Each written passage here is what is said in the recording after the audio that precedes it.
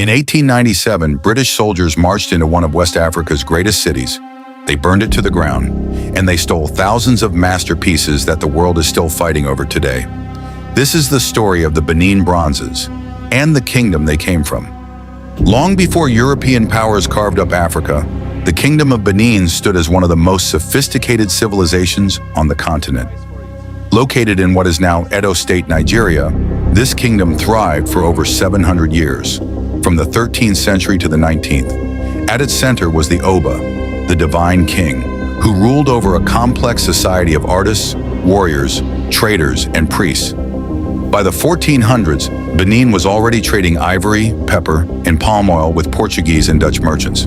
The kingdom built massive earthworks, some of the largest structures in the pre-industrial world. And at the heart of its power sat a tradition of art so refined, it would stun the world once the world finally saw it. The so-called Benin Bronzes aren't just bronze. They're brass, ivory, wood, coral, and bone. Created between the 15th and 19th centuries by specialist guilds working exclusively for the royal court. Each piece was a political document, a spiritual object, and a work of extraordinary technical mastery. These commemorative heads honored deceased Obas and royal ancestors. They were kept on ancestral altars to maintain the spiritual bond between the living and the dead. The coral beads and ivory, symbols of divine authority, restricted by law to the Oba alone. And those brass plaques, over 850 of them, once covered the pillars of the royal palace. They weren't decoration. They were history books in metal, scenes of military victories, diplomatic meetings, religious rituals, and court hierarchy, all cast with astonishing detail. One shows a Portuguese soldier, another a warrior chief, another the Oba himself surrounded by his court. The famous ivory mask of Queen Mother Idea was worn by the Oba during ceremonies to celebrate the woman who helped her son seize the throne. The bird of prophecy represented divine knowledge. Every single piece was loaded with meaning: power, ancestry, spirituality, and the legitimacy of rule. This wasn't folk art. This was state propaganda, religious iconography, and historical record, cast in metal by masters who had perfected their craft over centuries. Then came February 1897. A British trade delegation, led by James Phillips, ignored warnings and marched toward Benin City during a sacred period. They were ambushed and killed. Whether the Oba ordered it remains debated by historians. Britain's response was a full-scale military invasion called the Punitive Expedition.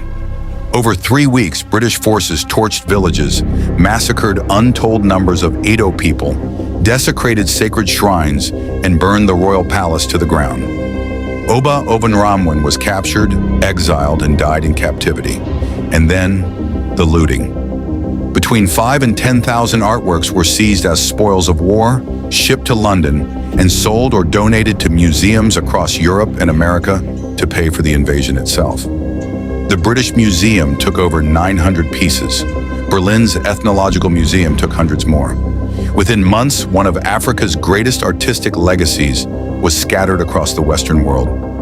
The calls for return began in the 1930s. Oba Akenzua II asked the British Museum for his ancestors' art back. They refused. For decades, Nigeria's requests were ignored or dismissed with claims that African museums couldn't protect them. But the tide is finally turning.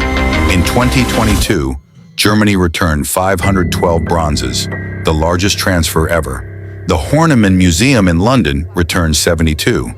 The Smithsonian returned 29.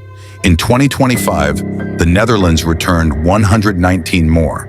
And the Edo Museum of West African Art, designed by architect David Ajayi, is set to open in Benin City, built specifically to house these masterpieces where they belong.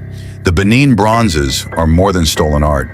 They are the memory of a kingdom that built one of history's great civilizations, and proof that Africa's artistic genius was never discovered by Europe.